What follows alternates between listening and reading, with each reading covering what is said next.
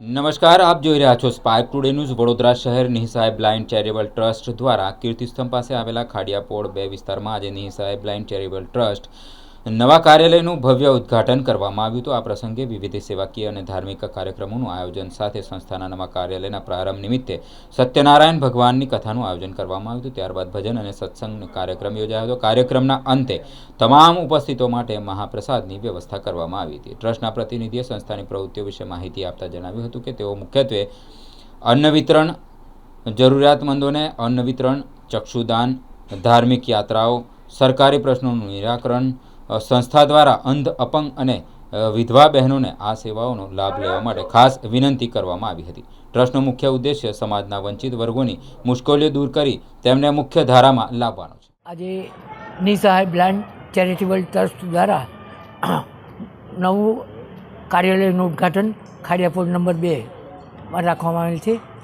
ઉપરાંત કથાનું સત્યનારાયણ કથાનું આયોજન કરેલ છે. ઉપરાંત ભજન અને અંતે ભોજનની વ્યવસ્થા કરવામાં આવી છે. અલગ અલગ જગ્યાએથી સંસ્થાના પ્રતિનિધિઓ આવ્યા છે અને ખાસ વિનંતી કે અંધ, અપંગ કે વિધવા માટે આ કાર્ય અમે કરીએ છીએ એ લાભ લેવા વિનંતી. અન્ન વિતરણ, ચક્ષુદાન કેમ્પ, ધાર્મિક યાત્રાઓ ઉપરાંત સરકારી જે પ્રશ્નોનું નિવારણ કરવાનો એ અમારો ખાસ ઉદ્દેશ છે.